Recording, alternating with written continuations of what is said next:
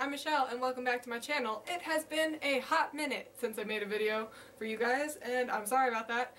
Life is just kind of crazy right now, but I recently got a request to count down my favorite Steven Universe songs and I was like, duh, I can totally do that. That's what this video is going to be. Super off the cuff. I just sort of thought about it and wrote down my favorite songs off the top of my head. So it's very possible that I could have missed one. So I'm sorry about that if I greatly offended you, but these are just my 10 personal favorites. It doesn't mean that they have to be your personal favorites. I just thought that this would be a fun video to do.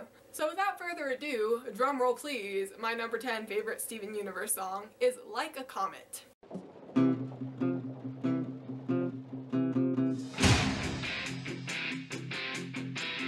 If you don't remember, this is from the season 2 episode Story for Steven. It is the one that details how Greg and Rose first met, and it's Greg's song that he sings for an audience of one, which is Rose, and it's not my favorite song, but it just sort of grows on you the more you listen to it, and it's just got that special 80s hairband feel to it, and it's just surprisingly touching for such a silly, starry-eyed, little kid, teenager, boy type song, you know? Also, that riff though. And as the solar wind blows through my hair, knowing I have so much more left to share, a wandering spirit who's carrying its way through the cold atmosphere. I fly like a comet. My number 9 favorite song is none other than Greg Universe's hit single, Let Me Drive My Van Into Your Heart. I know I'm not that tall, I know I'm not that smart, but let me drive my van into your heart. Let me drive my van into your heart. This is another one that I didn't really like all that much initially, but it just sort of grows on you like a fungus, and the more you get to know the character, the more you love the song. And I will say that Greg's voice I don't think is that spectacular, especially compared to all of the other characters, but he just makes it work. It's probably the most pathetic love song that I've ever heard, and that's what makes it charming. Speaking of Greg, my number 8 is Wailing Stones / Lapis Lazuli. I could have tamed you, I could have shown that I could depose you from your loud throne, but in the end I wasn't good enough. This is from the episode The Message, and I think my favorite part about it is the part where Greg sort of opens up about wanting to be able to help the Gems and how they have no faith in him, and it makes him sad sometimes. And I feel like that was just a really sweet, understated, raw, emotional moment. And Steven Universe has plenty of emotional moments, but a lot of the times they can go a bit too far for me, but that was just one that I felt was really necessary and fit the tone of the episode really well, and he even ends it with a joke to cut the tension. That's a B-side. Number 7 is a song called Steven's Lament. Everybody told me gem stuff's dangerous. I guess I didn't believe it until now. Dad always seemed apprehensive, and now he's really freaking out. What do? I don't want that for you.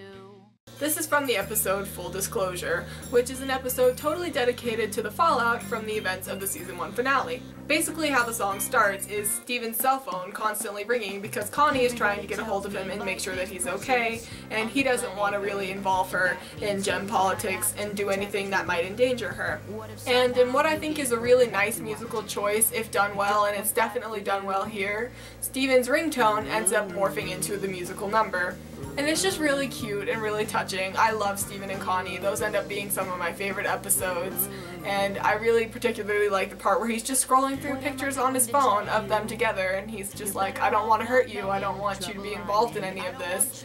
And it's just really touching and really sweet, and you kind of feel really bad for Steven because he looks pretty pathetic in this sequence. Number 6, On the Run.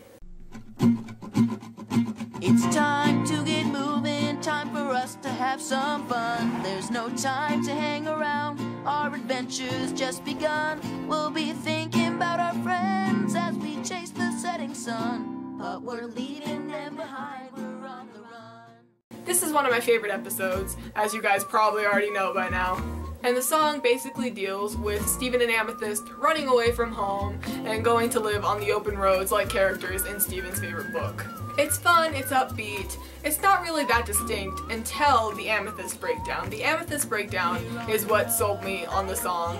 I like how into it she's getting. Like, she's not full on, like, really sad or really angry just yet, like she gets later in the episode, but you can definitely tell that the words are really heartfelt. And I also like that Steven is still singing in the background. Again, it's a nice musical choice. I like the sort of, not risks, but I guess different approaches that all of the song numbers in this show seem to take, and it's just really cool. I like it. Number 5, Steven and the Stevens / Steven and the Crystal Gems.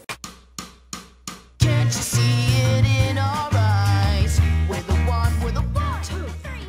This is the episode where Steven keeps going back in time and making copies of himself, and he ends up joining a band with himself, but it doesn't really work out all that well. So in the end, he ends up playing in this local jam with Garnet, Amethyst, and Pearl, and it's just a really jazzy, upbeat, throwback style song, and it just sounds really good, and it's really nice to see them all performing together and bonding, and it's just makes you feel happy. Like, I dare you to watch the clip of this song without smiling at least once. Number 4, Giant Woman.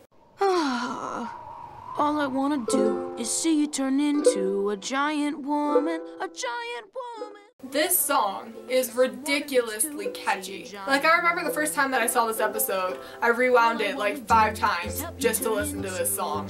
Then I proceeded to learn how to play it on the ukulele, so I was kind of obsessed. It's one of the very first songs on the show that I remember really, really liking and being obsessed with, and it just is all around great. It fits the scene, it's got beautiful imagery, it shows Steven's desire to see them turn into a giant woman extremely well, and it'll be stuck in your head for days after you first see it, so I would call that a win. Number 3, Strong in the Real Way.